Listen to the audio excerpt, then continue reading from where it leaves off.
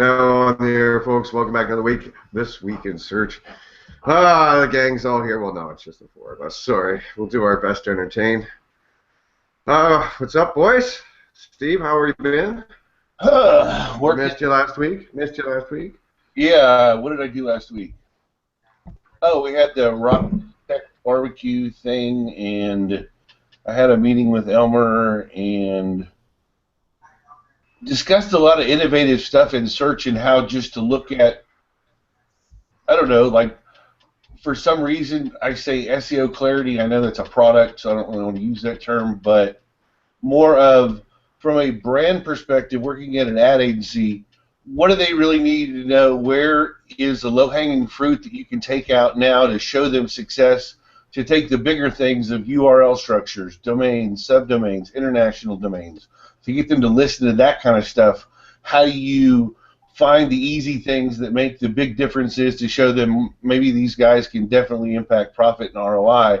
So I love getting those opportunities and being driven, and the client's like, hey, figure out this stuff, and finding a lot of opportunities. So it's kind of more work is actually evolving SEO as a craft, and at some point we're going to have to get this stuff out there. Like I just had a POV from RankBrain we talked about how many weeks ago, circulated through the office, and I got a bunch of people, thank you, it makes a lot of sense now. I understand not to worry about this crap anymore.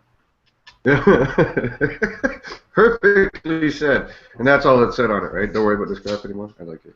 Well, no, that was from a coworker who I actually have had zero interaction with ever, who's on probably one of the biz dev groups, who was like, oh, clients are asking about this stuff. Now I know what to say.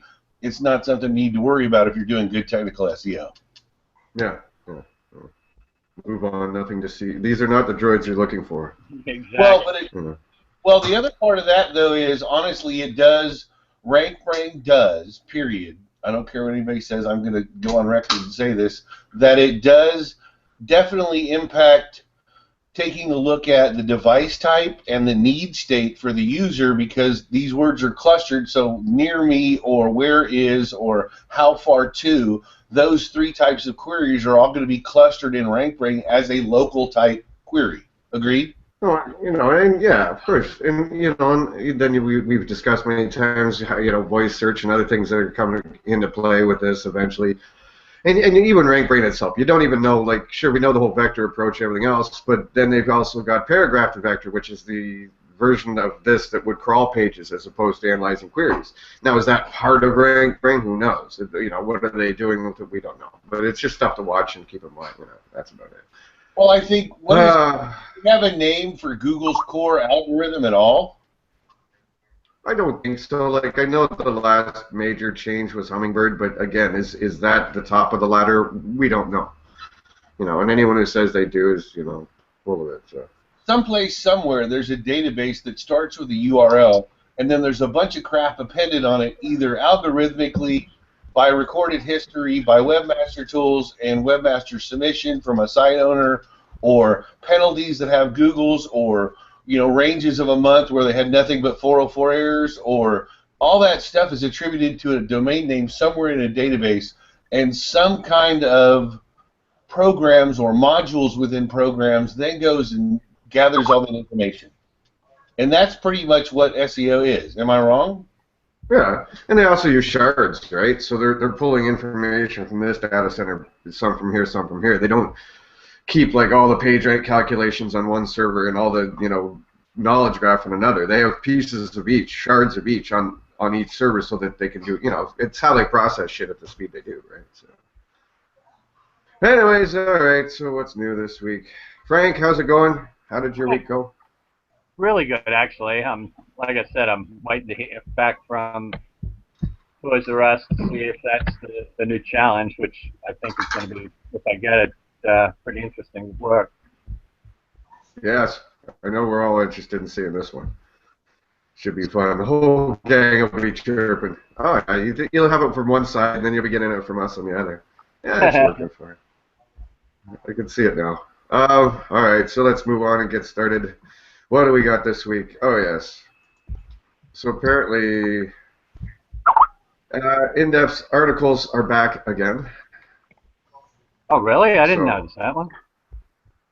yeah, apparently it was just a bit of a glitch or whatever you want to call that kind of thing. And so as usual, the industry kind of went mental and started going, Google's killing everything. They always kill. So apparently, no, yeah, apparently this is back on the radar again, and it was nothing more than a glitch.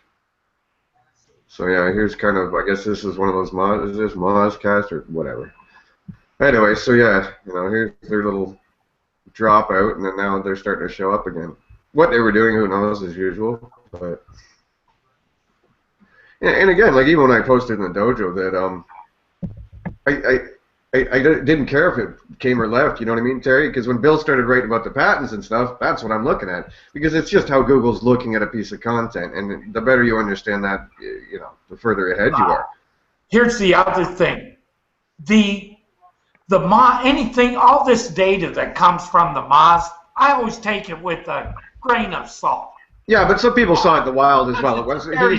He's not just going on the tool though. He's not going just on the tool. People have seen it show up as well in the wild, right? So. No, but the results that they look at are not a big sample. It's their own data, the data they have internally, right? Yeah, but again, this story didn't. Okay, but this story didn't come from Moz data. The story came from the fact nobody was seeing them and they all disappeared and no one could find them. Even Bill was saying he hadn't seen them in a while. So, regardless of whatever Moz spits out, I'm not worried about that. No, what I'm just saying is it might not have been that they were all gone. They just radically reduced the numbers, and it looked like they were gone. Yeah. But you know what? Very few, from what I saw of those, right? I didn't think it really enhanced the results that much. No, so they had raiders go through what was there and probably dumped a bunch of them. To be honest, it even looked a bit like Google News universals in a way. So, Bill, how are we doing? Good. How are you? Good, my friend. Good. We were just starting off with the in-depth articles being back, apparently. Oh no. Wow, your post is relevant again. Repost it again. No idea why they went away. Yeah, not really sure. No one ever said anything, as far as I know, from an official standpoint. So. I could have been tweaking something, could have been playing with something. I haven't seen anyone really analyze post and pre, what they looked like before compared to now, so hard to really say what they're doing with it. It's because they turned aspects of it off before they disappeared completely. They used to what kind of stuff? They used to be labeled in-depth articles, and that label went away. They used to be separate in a set of search results.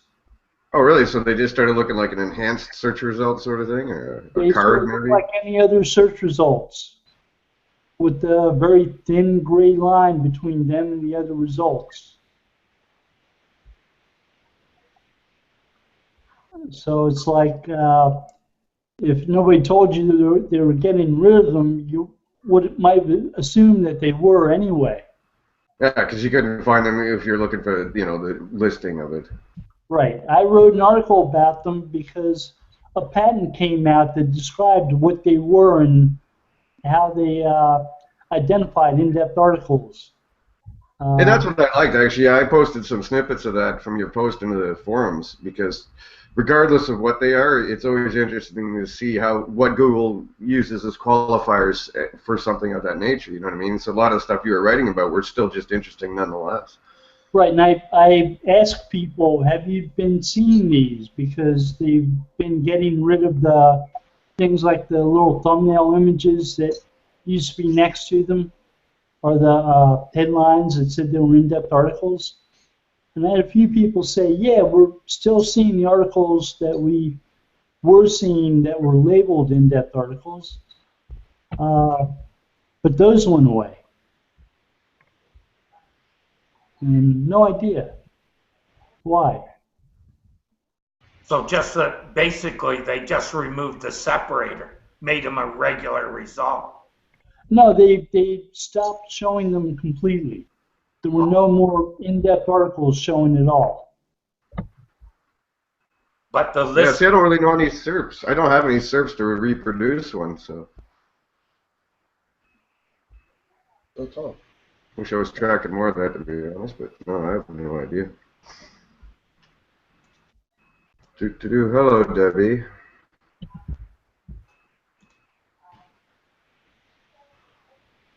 Deborah Norton says hello, everyone. Hello. Okay. I thought she had joined us but was invisible somehow. Okay. It's a tower. Okay, what next?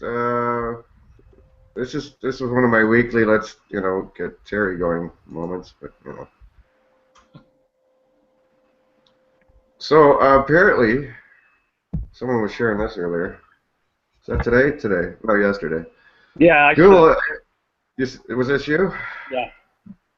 Yeah. What do you think of this? I mean, it's another way for them to shut stuff down. You know, I mean, what the hell? In that keyword's not found? Well, yeah. Well, okay.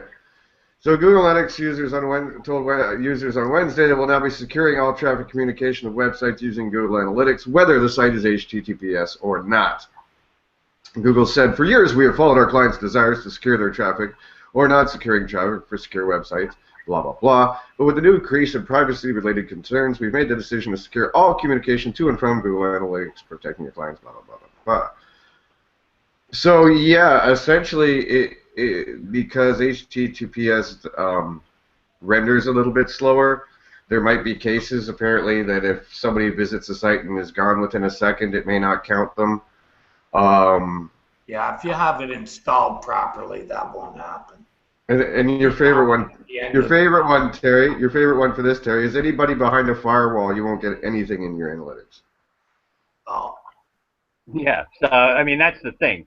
Like you say, there's got to be, so there'll be work for us in the sense that you're now going to have to, well, this is what you need to do to get your analytics up to speed. But the fact that people behind firewalls aren't going to show up, there's a whole other area of lack of knowledge now. Because a lot of people do searches from behind a firewall. Well, especially corporate employees that are on their lunch or not working or whatever, you know what I mean? So, yeah, you could see where you'd be losing some. But isn't it just more, Terry, the case that you should never, like anything else we look at, we already know that analytics is a sampling and you shouldn't be, treating it as a hard number anyways? Yeah. So, yeah. Oh. So what you're saying is, if people are behind a firewall, it's not going to count that traffic. At all. Zero. None whatsoever. Done. Gone. Why even bother installing analytics? That's what it's coming down to. Not behind it. Now we're not going to, The only good thing about it is someone else in the analytics space that's not doing it may now start to get some of the business from Google Analytics. People are going to not have that information, so we'll have to start buying analytics again as opposed to taking the free stuff from Google. Yeah, definitely. It's just curious, are they even going to pass it to those other third-party stuff? I mean, are they going to be passing data to them? Is this just Google Analytics that's not going to get it, or are they going to make this happen everywhere? That's hard to say. Well, it says communication with Google Analytics. Back to log file analysis, boys. I love those guys.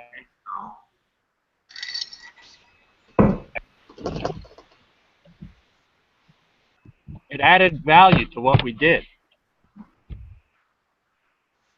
It'll be interesting. Kristen's avatar. How are you, Kristen's avatar? Nice to see you. That's all we're getting. We just get our avatar today. Bill seems to be having connection issues again. Not sure what's going on with that. AMP survey. Dun, dun, dun, dun, dun, dun, dun. Okay. Most SEOs are aware of AMP.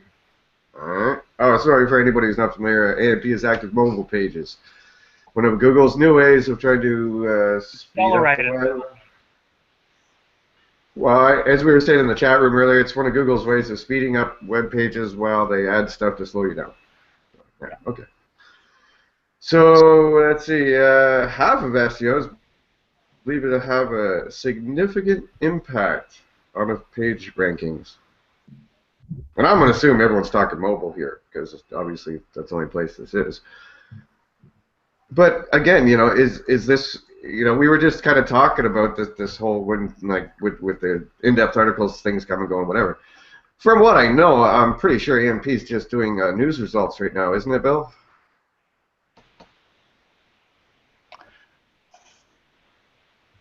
Or anybody? Because I'm pretty sure it's just. That's all that I've heard.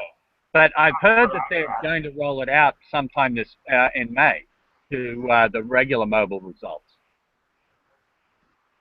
Yeah, I wonder how that'd play out. You know what I mean? Because I see how they're using it in informational query spaces, but I'm curious how that would work in a transactional one with products and stuff. So, I guess it's almost like a carousel to a degree.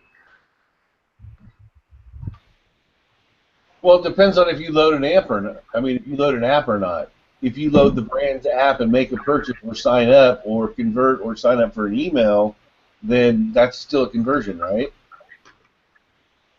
Yeah. Again, like AMP is not that big deal anyways. Anybody on WordPress, you just plug in there's going to be plugins thrown around. This is more for finding it in the mobile search results as opposed to you using an app to do a purchase. That's got nothing to do with it. It's the actual presentation of the page, the option that you have. It's like a canonical where it redirects you to a specific AMP designed or laid out page. At least that's how I'm seeing it. Yeah, and if you look at them on the mobile phone, like I was saying, they're almost kind of like a carousel. Like you kind of scroll through them, like right to left, like you know what I mean, with your finger, etc. So yeah, they're very they stand out a lot, I guess you could say. It's almost like a larger size carousel listing, except you don't have the whole carousel, but you're going through them right to left, and they have the picture and the heading and everything else. And again, it's it's a speed play because they're saying it's 85% faster load times and blah blah blah. Which is I think I like to bust holes in a lot of things Google does, but I don't mind at least giving them this one on that level, especially because okay, sure, it's a nicer presentation, but encouraging that move also literally when you decrease load times and data. It's for people that have a set amount of data each month for roaming. It's going to save them some money, or at least save them some bandwidth that they can use to surf elsewhere. Like, I think if you've ever seen, if you've got a cell phone and you've seen like roaming charges when you go over your data usage, it's like, Yeah, but I think it's also like it's almost Google's play to replace responsive because they've got that whole ampproject.org site where they're trying to create a schema or whatever the hell to develop it so that that's the way that people design their mobile presentations of their websites. It's Google trying to dictate how people build websites again. That's all. Thank you, sir. We needed that. What were you saying there, Bill? You ask me if it's news or not news. It's I haven't seen it being used elsewhere. The genre doesn't matter. You can add a plugin to a WordPress website, and the WordPress website doesn't automatically become news overnight. No, I'd say where Google's been displaying it so far, I mean, like in search results on mobile, I haven't seen it anywhere else but the news stuff yet, is what I was actually meaning. Like, obviously, it's gonna have an effect on the entire site, but where it's being displayed, or I haven't seen it outside of the news world. I do some searches on my phone, but not to the point where I really notice AMP pages in carousels. Honestly. Yeah, I haven't seen a ton of it. Desktop phone too. I mean, desktop computer too. It's still very rare on a phone or an iPad. But then sometimes it's the way that the information is displayed differently. Does that make sense? I think it's more of how to do that, or how to have those different type of results. Like sometimes they go to Google Now, sometimes they'll put up a YouTube page, sometimes it'll show up a Google Places offer. You know what I mean? I think it's a way to serve different types of interactions to the user. and it allows that format to be stipulated by the brand, I guess is the best way to say it, or the company, whatever. Make sense? No, it doesn't. It's an advertising platform. Now, what you're saying makes sense. Wow. What Google's doing doesn't necessarily make sense. Okay. Yeah. Like I said, I haven't seen enough of it in the wild yet, so. I think Dave, I think what they were It's getting tougher, Bill. Bill, half the time I'm doing my job on a desktop now, and half the time I'm like running around on mobile to see what's going on there. It's like, you know, it's like watching two different worlds for, you know, as far as what we're doing and, you know, our SEO goes. So, sorry, go ahead, Terry. Well, what I was going to say was, I think the only time it really comes in as like a factor in the results is in the news section, news element. Well, that's Google search. yeah. I have not heard anyone seeing one in the wild outside of the Google News Right. stuff. You know what I mean? I've not heard of anybody mention that, and I have not seen them. So, for the moment, who knows if it stays there, where it goes? But I would assume something like it. Well, you know. One thing that I noticed when I started going through the Google Search Console search analytics is you see some real funky stuff going on if you compare what your rankings are on mobile to desktop. Like you'll see where you're number one on, or I did, number one for a keyword on desktop, but on mobile, not even in. They don't even show you a position. Yeah, and those numbers are so funky, anyways, man. I Well, was trying to they're look more through some, accurate like, than, because I've been kicking the tires on Authority Labs lately, right? So, you know, I got a rank tracker running over here. Then I got imported data from Google Search Console into the Google Analytics, and that's saying one thing. And then I go and they looked at the same data that was imported over in Search Console, slightly different there too, right? I'm like, oh god. no, well, the different from what I understood was that the Google Search Console is not sampled. Yeah, yeah. I tend to divert to that because I remember I think you talked to someone along the way about that. So, good day, Evan. How you doing, guys? Great, brother. Whoa, what do we got? The Matrix going on today. I like it. Oh no. I don't know. Evan's running the Matrix, boys. Oh, Yeah, I'm doing it just to mess with Steve because this is how he sees the world. not fair. That's not fair. That's not fair. That's not fair. That's not fair. That's not fair. I'm gonna break this story out just in case Bill's internet gives him a hard time or something. Or I guess it's actually Google Plus now. It's not your internet. So, hey, Bill, did you see this? Did you know you can calculate internal page rank? Did you know that, bro? I was trying to figure out how you do that. Oh, well, see, then you apparently just have to read Search Engine Land, brother. Oh. Now this But is no, something who's never many read the calculations. There's great, yeah. I see. That's what's funny is because I had this right here, Eamon. Yeah. Yeah, because I was gonna kind of move to that. So yeah, apparently you could simply like grab links on the page and calculate them. Like that's how simple. Look, pretty graph, right? So and look, so you can do it. It's totally doable, guys. That data right out of Google, it tells you how many links are pointed at each page. Well, yeah, but therein lies the problem: is how are each of those links treated as far as anything in a boilerplate? How is that valued? And something and again, so if we go back over to Bill here, right? So even if, and again, this is just one of many ways that we've seen over the years that different links could be treated differently and valued differently and have different scoring elements to them depending on where they are on a page, where they are in the boilerplate, where they are, So, I don't know. So, Bill, do you think it's possible that this guy's cracked the code, or is it just more? I think the guy trying to sell a useless tool.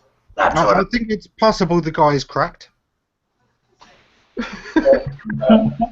What? No, he used Screaming Frog and a bunch of other stuff, Terry. He wasn't actually selling the tool himself. He was, I don't know, but yeah, he was. He's got. What's he using? Okay, so apparently you run Screaming Frog. Okay. Then I think platform download. next month he's planning to work out how PageRank sculpting works. Well, that would be good. You should talk to Bruce Clay. Bruce might be able to give him a head start on that.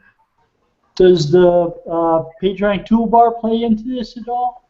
Oh, it's bound Sadly, to. no. If they didn't discontinue it, I'm sure it'd be in here somewhere. Well, how else would he know his PageRank? That's right. Well, look, he's got these fancy scoring here. Come on. So, look, he's got fancy little numbers, and yeah. So, folks, I think the lesson here, folks, and the reason I wanted to just go there today was just for the simple fact that all links were not created equal. So, really, come on. And we have no way of knowing what value Google puts on them. Even a page, when they had PageRank, toolbar PageRank, if it said 4, you don't know that that's what value they're giving it internally. Even if you knew the exact PageRank of the page, the whole point is you can't know what it can pass, if it can pass anything. What, you mean that 0.85 divided by the number of outbound links minus the duplicates doesn't work anymore? No. For a long time. And apparently, sacrificing a chicken doesn't work anymore either. Really? And I'm still going through chickens like 90 here. Oh, God damn it. And Google actually said that they do count every link on the page, even if they're duplicate. Yeah, but does count mean they're scoring it? Does count, that, again, that's Googleese, right? That's just saying they might, that they know it's there. No, that was to combat the old Moz first link rules rule. First link priority, wasn't it? Yeah, which was like nonsense to begin with. It actually has correct routing and page segmentation theory. How's that? Well, because theoretically, what's most important on the page, what's in the upper left-hand corner, right? Logic? No. Your own link to your own brand that is default throughout every link or every page on your site. Well, there's also the thing is it body copy? Is it a logo image? Is there an alt tag on the image? Does that alt image link to the right page? No. The first link is the link on your logo or your domain name to your own homepage. Theoretically. Yep, top left. 99% of all pages out there, the first link is that, and it's the least important in a way. I always pushed that to the end and made it the services page or the products page or wherever the actual thing that the person was trying to have a transaction occur with was the first link. Like, here's a listing of all our services or listing of all our products, and then put home up in the logo or on the far right. Well, that first link rules thing was the first link on a page to a particular target was the one where they said hypertext actually counted. And they made that up because they could. There was no actual real science behind that. There was, what does Google do when there are two links on a page to the same page? Well, they ignore the second one. That's our answer. Because it makes sense to do that. No science. No thinking that Google might say, okay, we've got two links on one page to the same page. We're going to merge them together. We're going to ignore the fact that there are two. We're just going to treat it as if there's one link on the page to this other page.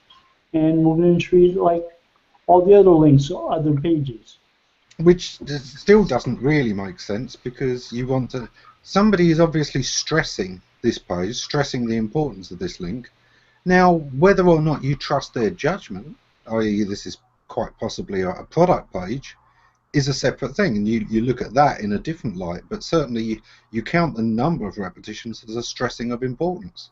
just like you'd count the number of times a keyword is used. Yeah, but if people are doing that with different anchor text to, drive up a page's rank for various keywords, then it's just manipulating the situation. Yeah, I think there you'd be looking at the natural language around and in the link. I mean, are they, promoting the use of keywords, or are they identifying different features on this page? Because it's quite reasonable to at one time mention the page and then at a second time say, the form is on the page, and the second time And, I mean, it's hard to determine whether it's a manipulation or whether it's genuine, and I think that's the reason why they've got rank brain. Yeah, and of course, all of it is supposition, and that's the things that we then go out and try and test and look at. Yeah, no, exactly. Yeah, I forget who it was. It was one of the older school guys, and I think he's from a black hat background or whatever. But one of the SEO groups, it wasn't the British one, it was the UK one, it was this other one. And somebody was asking a question. He just came back with, I swear to God, Terry, you're like twin brothers. He was like, doesn't anyone fucking test things anymore? He was like, why are you asking these questions? Go check, go find out. Like, go do a test, do something. Why are you asking us? Well, I can understand that, Dave. Sometimes you have to answer a question because it's not within your knowledge base, or you couldn't find the answer. Then you ask a question. But to just go and ask a question before you did any legwork yourself, that's when I get upset, because then someone's just using me and using the people in that community. Yeah, I know the Facebook over right now. It was somebody on Facebook, and it was one of us old timers, and yeah, I was giggling. So yeah, like Gammon said, maybe you should just check things once in a while. Who knows? Exactly, it's one of those things. We all like to help people, but we want to help people who help themselves, and maybe one day will help us back, not somebody who is literally helpless. Or even approach it like, I was noticing some stuff the other day, or I ran some tests, or I was looking at this server. At least preface it with something that you've done with your own brain before you came to the community, wherever it is, So. Their own brain? Do they have to have a brain now? I didn't think that was a requirement for SEO in the modern day. You just need two of them, and that's it. I thought in the modern day, I'm pretty sure it's always been that way. But just the rest of those guys are gone now. They're working in social or something. No, I tell you, back in the 90s, just before your time, Dave, you missed out. It was a very intelligent kind of community. Oh, right, they were often trying to work out the kinks and the tricks. But that's it. You had black hats, and they were testing things. They were constantly applying their minds. The early SEO community was a bunch of sharp people. You wouldn't want to necessarily trust them in a room full of valuables, but I used to hang around Syndicate for that very reason. Is because these guys had all these throwaway domains and they're testing crap like 90. You know what I mean? I'm working with clients who have their life savings invested. I can't go play around there, but hang out at Syndicate for fun. You're like, oh, interesting. I learned a lot of stuff hanging out over there, man. For sure. You like to mess with stuff. Frank, you're an AdWords guy. Did you see this? Which one? Google AdWords expanded headlines now live. I'd seen some of it. They just, I haven't seen it on the back end where I've got the ability to do it yet. So I think they're just testing it with a handful of people. Look at the size of those snippets on paid ads, boys. Mm-hmm. My goodness. Yeah. Yeah, I'll drop the link to the article because it's hard to see that. Anybody watching the show, it is in the show notes there on the page. There you go, boys. Yeah, those are some pretty big AdWords snippets.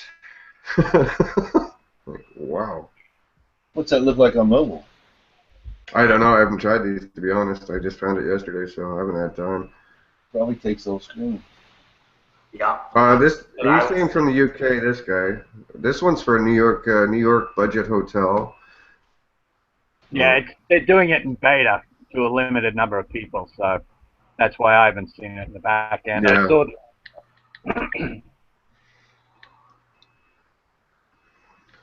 Yeah, above the fold just got smaller again. If it sticks, we'll see what happens. But Oh, it'll stick. Believe me. yeah. Well, the other part of this is, back the originals were the 35 character, or the 25 characters rather. Now if they're expanding it like this, it's going to make it more difficult to differentiate between the organic, where you had, 55 characters, so you could tell if you were somewhat cognizant that okay, the ads have got smaller headlines. Now, if the headlines are the same length as the organic ones, you're not going to be able to tell the difference as much, except for that little yellow box now. They'll be more clickable too because they'll have more information. Yeah, exactly. I like this. Being a guy that Yeah, I don't, but I don't do PPC, so there you go. Yeah. Got to do a little PPC, Terry. Oh, you used to. Oh, I have in the past, just haven't lately too much. Yeah. They're all tools in the box, and ideally you use them all in the right places. Yeah, exactly. Right. Yeah, and I think any SEO really should at least, again, like we were talking before the show, Frank, every department should have a cursory knowledge of the other department, how things work. You know what I mean? So, I like, having, I'm now PPC expert, but I know enough that when I'm looking at the analytics, I can find out the information I want. I can build some custom reports that I want, and things that'll be useful for me on the SEO side, because I know, how the bids work, how things work. I think you need that almost. Oh, I don't think you can just you can pick up a lot of information and test different hooks and stuff to see for click-through rate, right? That's the best way to test it, is in PPC, because you have more control over your test. And testing the keywords for quality. When you really are not sure of the intent behind certain keywords, right? Pay-per-click is a nice, easy test to see whether this is converting or whether it isn't. Also, to see what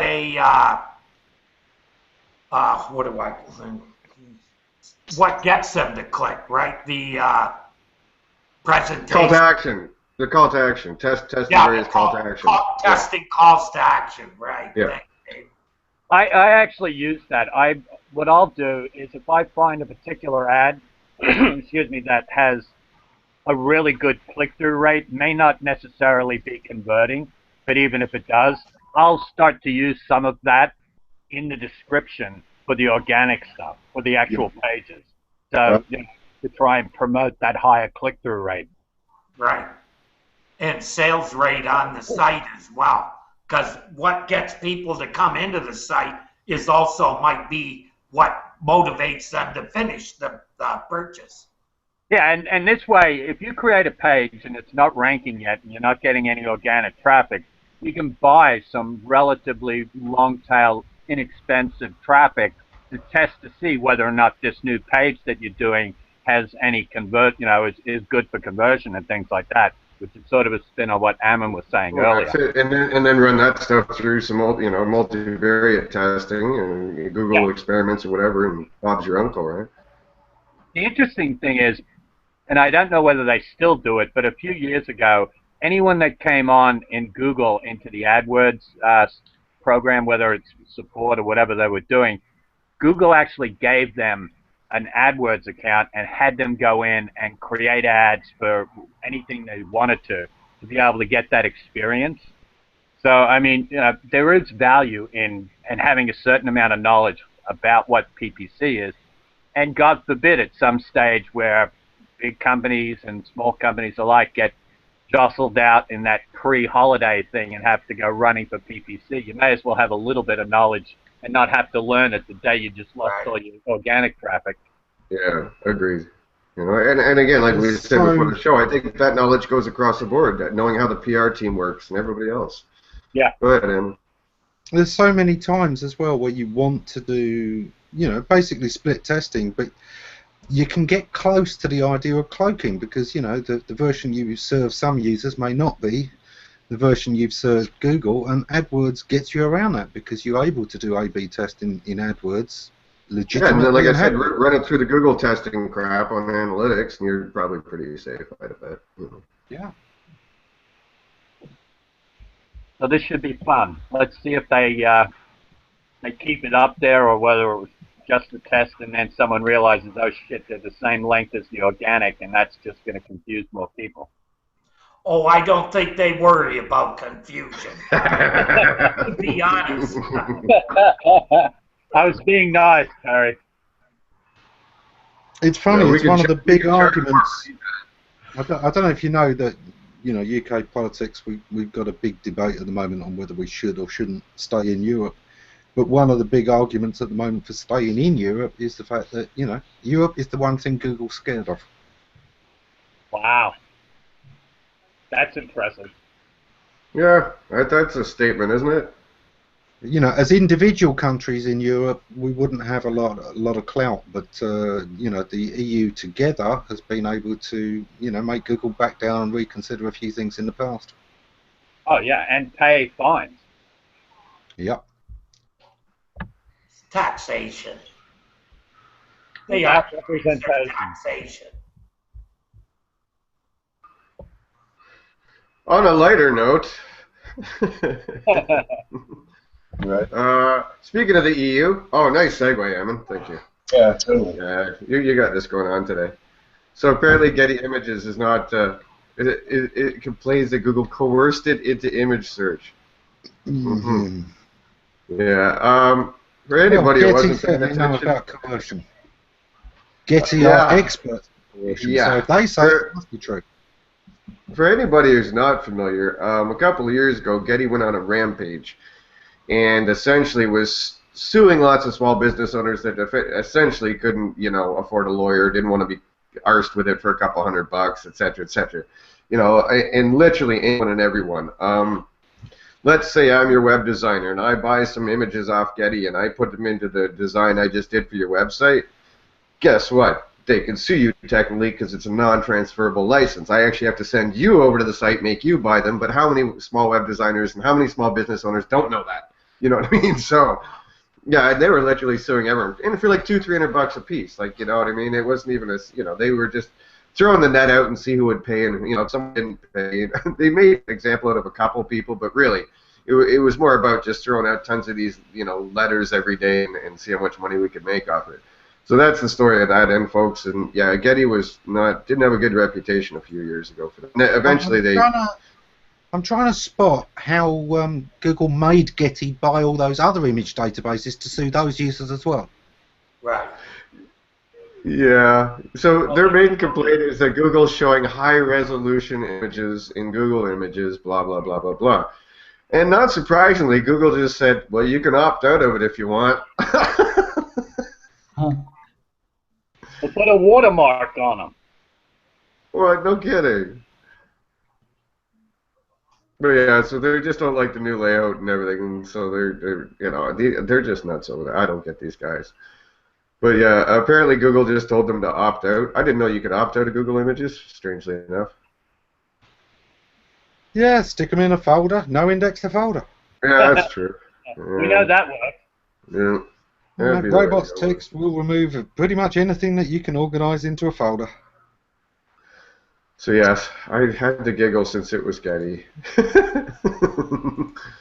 See, I'm surprised that Google on their end doesn't have that ability to just automatically watermark any image that comes from whether it's Shutterstock or Getty or whatever, and then have some sort of arrangement if someone comes through and buys and they get a commission on it. Or just insert the HOF. The what? The HOF? Yeah, do you remember when Google Plus did the thing where every image that was uploaded had the HOF, David Hasselhoff, inserted into the image? Yeah, they could do that with the image search, couldn't they? Yeah, exactly. There you go. Well, I know that you can do it on YouTube videos and stuff. So Well, you yeah, I could. mean, the YouTube videos, that's the easiest thing. I was doing some work for an MTV employee and was putting up some of their video, and just the mechanization of Viacom had them taken down. And I had to go like, guys, this is your employee. It's his show. You've got to, approve these.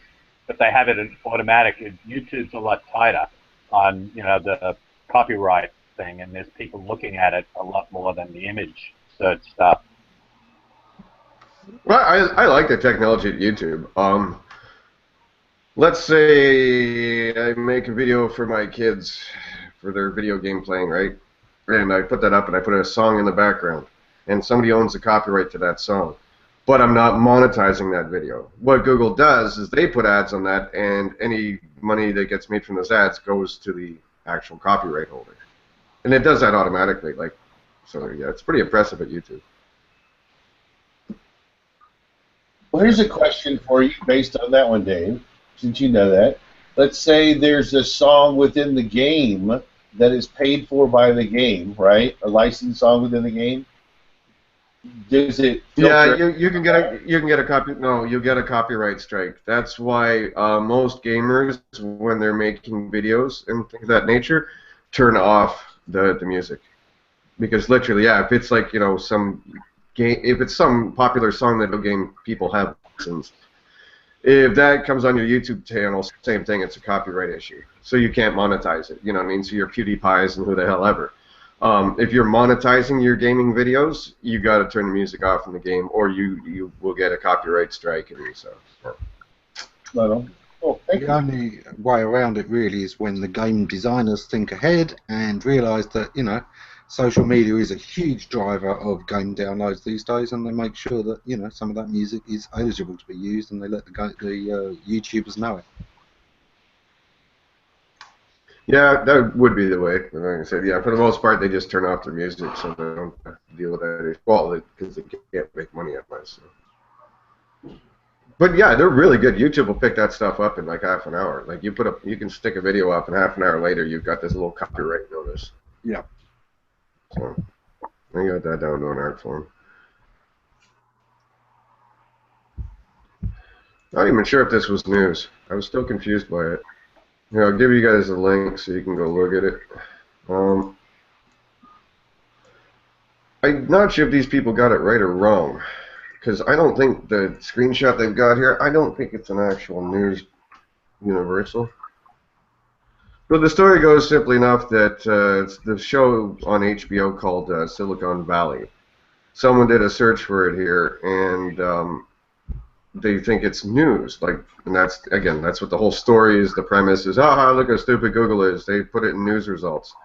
Funny thing is, if you look at that picture, it says on Google. It looks like this is almost a Google Plus listing or something. I'm not sure if it certainly doesn't look like a news box to me. Yeah, it could even be a play.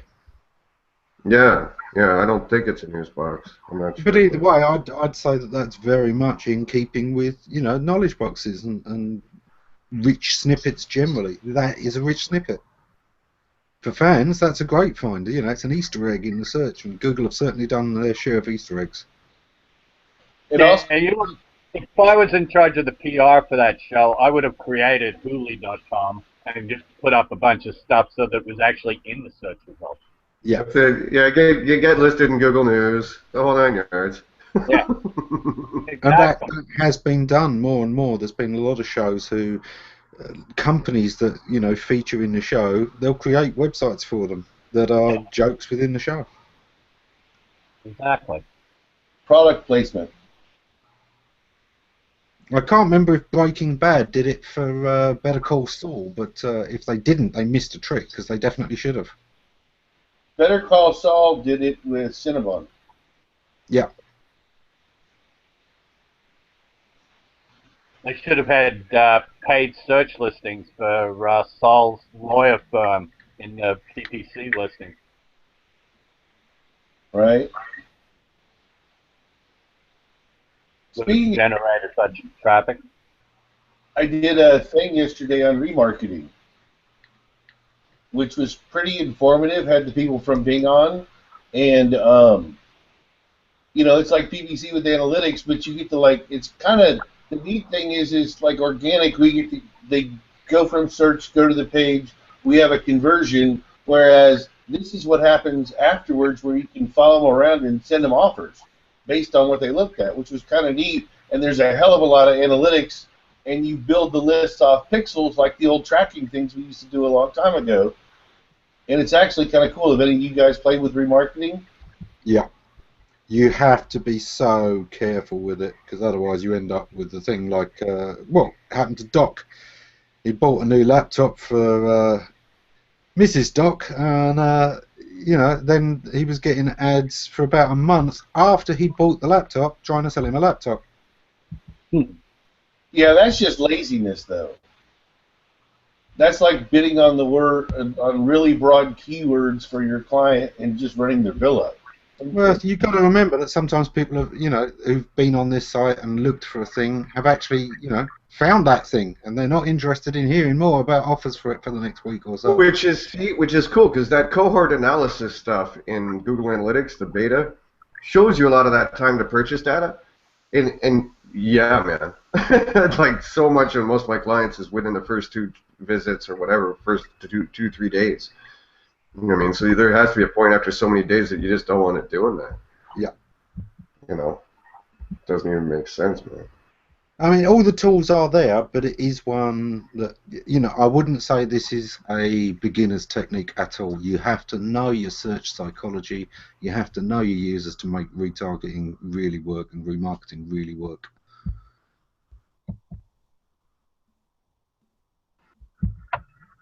So 301s, keep them forever.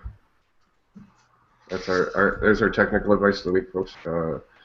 There we go. Mr. I think it was right here.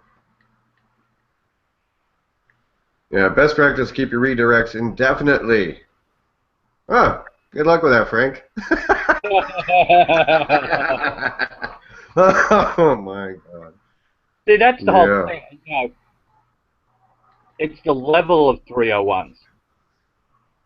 I love the ones, and you know that it happens. The bigger the enterprise, the more it happens, where you're at 5 levels of 301. Yeah. Yeah, if you've kept your last round of 301s in when you implement the next lot because of URL changes, you've now got 2 levels, maybe 3, especially if somebody's coming in on HTTP and you want them to go to the HTTPS and then you redirect. Yep. Yeah. Yeah, that totally is the truth. And it's sad as shit, because then you're spending like all your time playing with domains and redirecting domains and subdomains, excluding this one, getting this one verified, then pulling it out of search again. Yeah, it's fun. Yeah, and don't forget those canonicals while you're at it. And if you do have old 301s, you really do need to, next time you update any URLs, check and make sure nothing is being redirected to the old URLs in the first place. See, now I've got a question. Moving forward with what I might be doing, let's say you do a site search in Google and up comes 1.4 million pages that they've got. How do I get that list? I know I can't get the same one because inside of Search Console there may only be 300,000 or 400,000. I'm sure that dev team could probably get you something, but again, I don't think you'd even open that in Excel, so you got to create a database with it. Screaming Frog. Because what I'd like to do is be able to take that list and run it through a HTTP checker to find out the 301s and the level of the 301s. You know what I mean? 1.4 million pages, I think you're going to have to write your own header checker. Yeah, no, I know. I think if you had the paid version of Screaming Frog, it would do that. You can give it a list, Frank, yeah, and it'll do a list of URLs and check that ad for you. Yeah, but I'm saying, I can pull my XML spreadsheet sitemap, or I can grab whatever the pages are that are currently in Search Console. But for example, inside of Search Console, if there's only 300,000 pages, but if you do a site colon in Google and they say there's 1.4 million, I'm imagining that a lot of those that are in there are those double, triple, quadruple redirects. And it wouldn't be bad if you're going to try and really clean something up to be able to get all of those and do something, you know, a little cleaner. Yeah, if you Might have got a little bit missing up. if you've got 200,000 in a site and you've got 1 million in your site index check, you've got a big problem with over indexation, I'd say.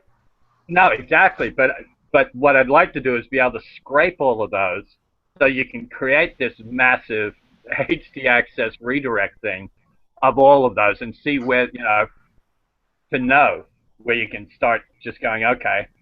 Yeah, yeah. I see what you're saying. You're looking for anything that to start the process off. Look at all any existing redirects and check it. Yeah, exactly. Before you implement the new ones, the way to do it is to look at your redirects that you've got. Look at your HT access file, and then spider the site, even with something like Zenu, but you know, Screaming Frog, whatever you want to use to spider the site, get a list of actual URLs that are current, and basically anything that isn't in the site at that point is one that you're going to need to redo. Yeah, because there's going to be, you know, in that instance where there's, you know, over 1 million pages, there's going to be dead pages, this, that, and the other. To be able to clean all that stuff up, to send them to 410s as opposed to 404s, and another good, you know, if they're in Search Console too, go to the parameters section and see what parameters they're picking up. Yeah. You know, I mean, that might give you a little bit of a head start too, so you can start to look for patterns and which kind of pages it might be creating that kind of issue. You know what I mean? The parameters tool is probably a good place to look. A lot of e-commerce sites use sort on every record, maybe 3 or 4 different ways to sort a result. That causes a lot of over-indexation, and they always use parameters. So best way to fix that is go into the Search Console and block those parameters. Yeah. I'm just thinking in terms of doing a really clean, you know, revamp so that you're getting rid of all of that. So it just, you know, it brings more value to the actual pages that exist and doesn't just have all this crap. Because we know that, you know, if you have a surplus of 404 pages and multiple redirects, that's impacting all sorts of levels of you know, your, whether it's authority or effectiveness or whatever. So well, even crawl budget. You know, I mean, you're wasting, you know, crawl depth and crawl budget and things like that. You know. Yeah. Exactly. I think the only real issue with 404s is when you've got your own internal links pointing at them, which is where you really do need to run a spidering tool over. Just because old people, you know, old sites, third-party sites are linking. If that worked, every black hat in the world would just be making up URLs to point at your domain. Yeah, oh yeah, for sure. Yeah. You can't be hurt by external. These that's what I'm saying. If you're doing the site one, these are your own internal pages. Yeah.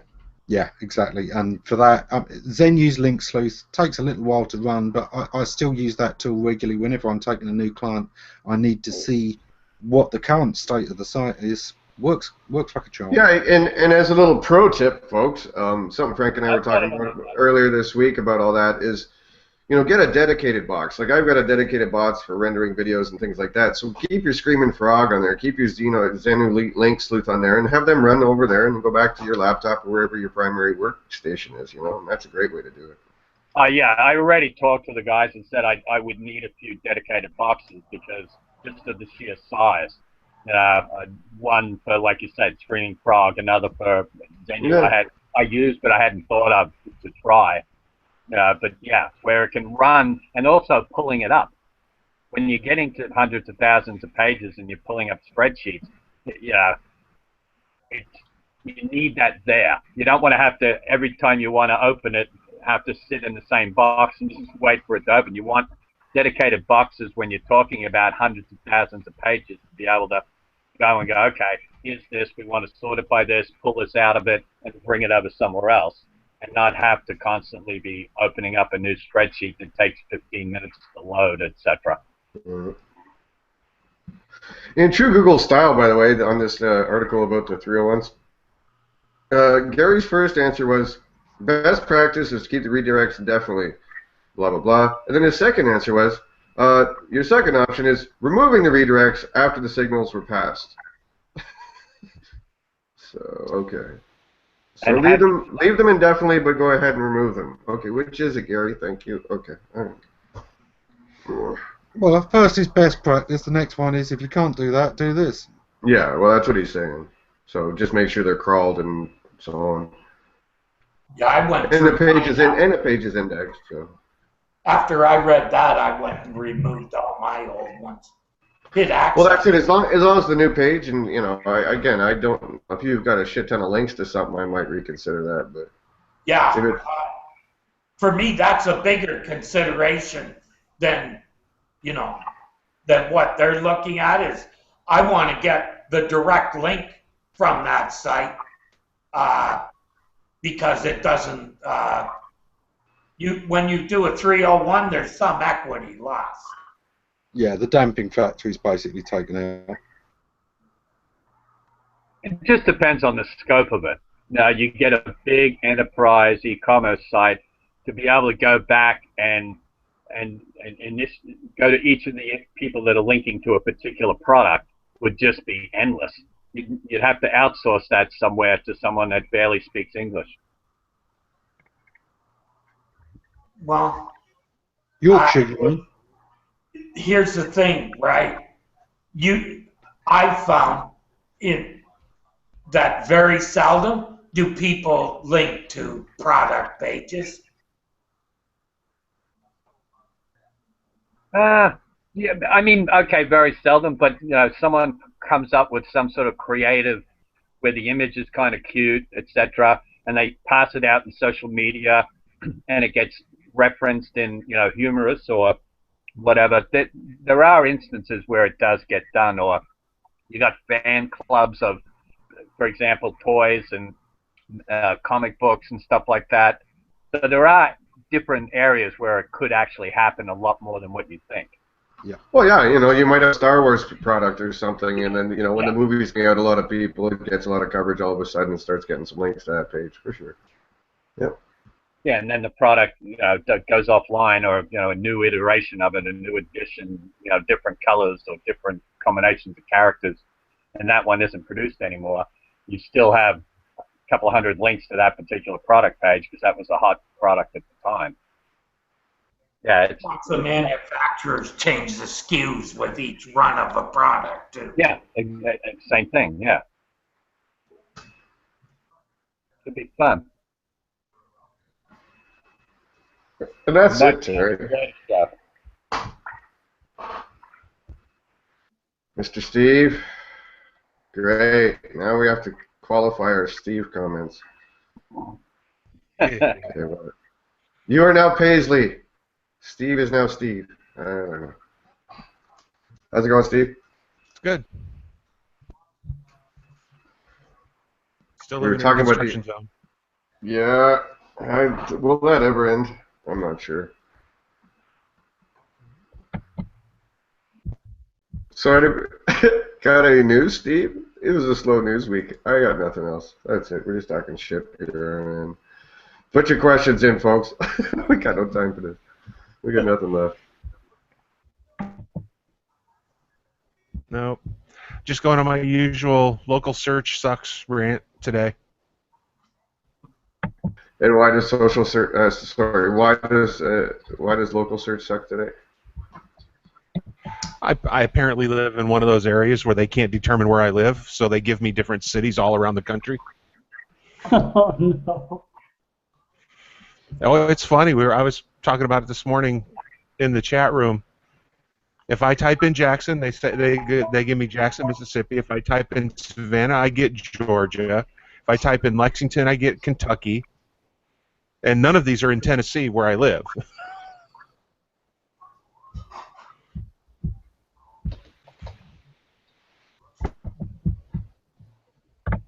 Did anyone actually read the new CEO, Google CEO's full email that he sent out? I've got to go, everybody. Thank you. See now. You read it, Bill?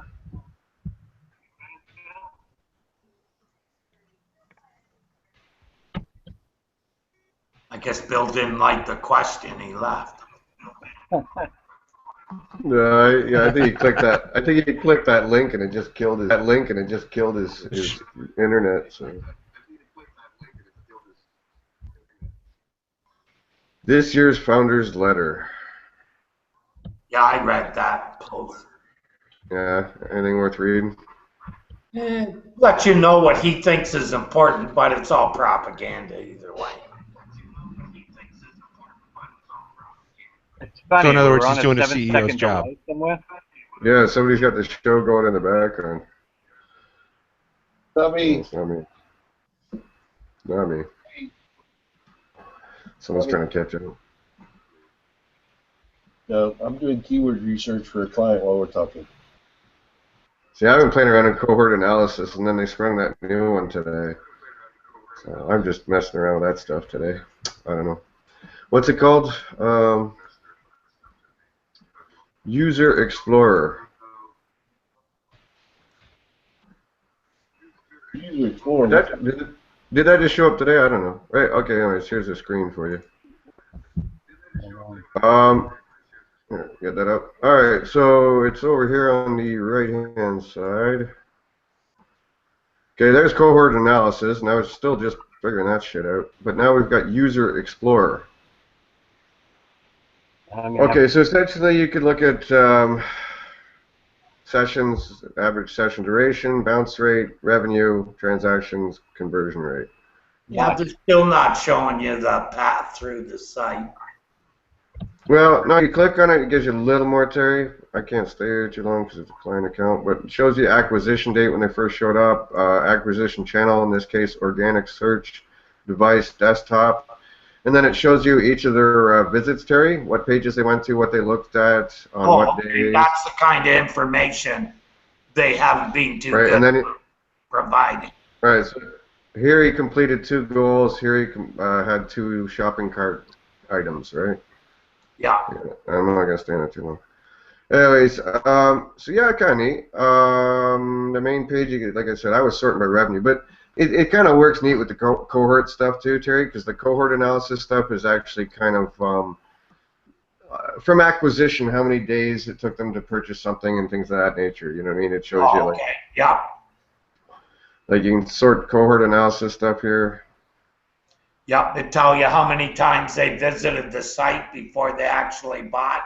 Right, so here's day 1, day 2, day 3, etc., right? So this will break down your and again, you can have segments and shit, which makes it kind of handy as well as filters. Right. So yeah, you can look at revenues and, you know, are most people buying within 2 days, 1 day, or, you know, so on and so on. So I think if you combine that with this User Explorer stuff, it should be handy. Again, like I'm still fucking around with all the cohort stuff. I have yet to really dig into this. I just popped up this morning. I was like, okay, I don't remember that being there yesterday. And I've been on analytics every day for the last while. So yeah, you know. So you can sort by revenue. Like this guy spent 10 grand. This person spent 1,000. How many sessions did it take them to make that decision? Where did they come from originally? What channels? Have you used Yandex? Have you used the Yandex analytics? Don't think so. That one's pretty interesting because they actually do like little video feeds of each individual search. So you can see, you know, not search, but each individual interaction with the website.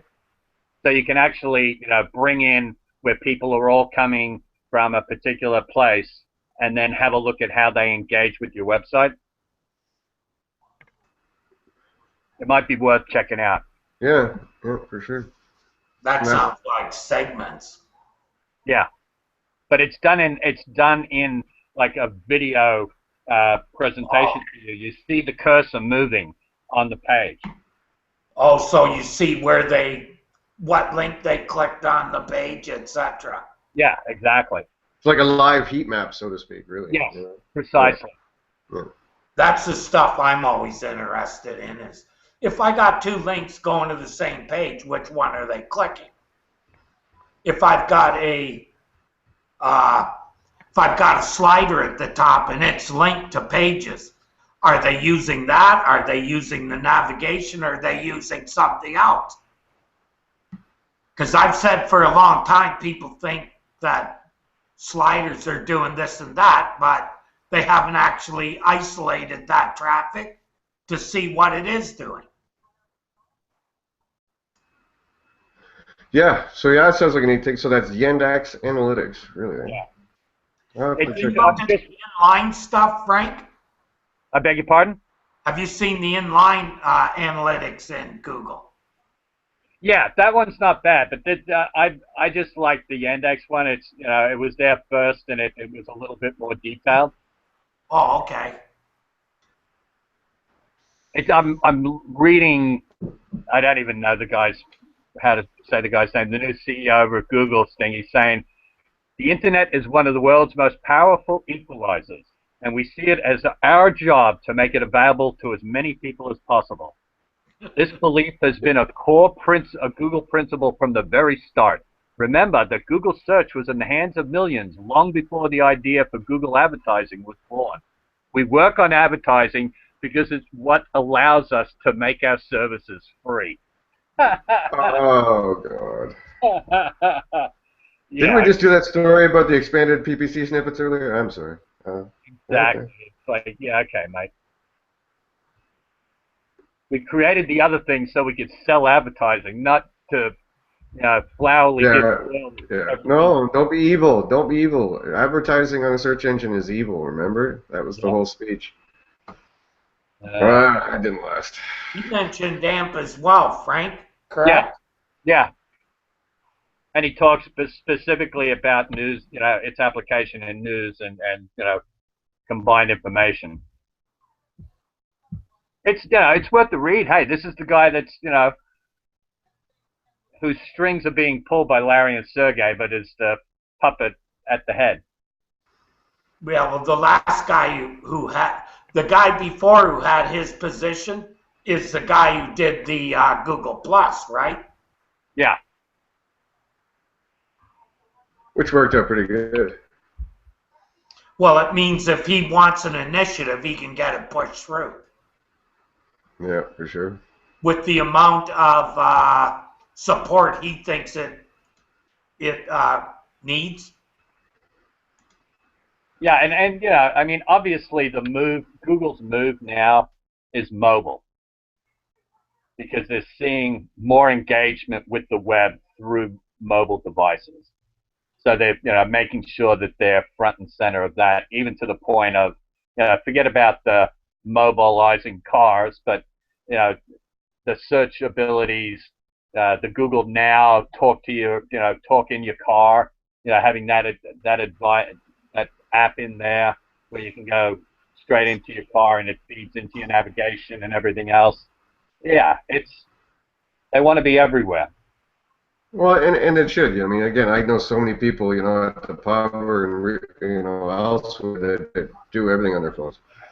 My wife was sitting in front of her laptop earlier, like laptops here, cell phones here, and she's still searching here. So yeah, I don't doubt where this is going. So yeah.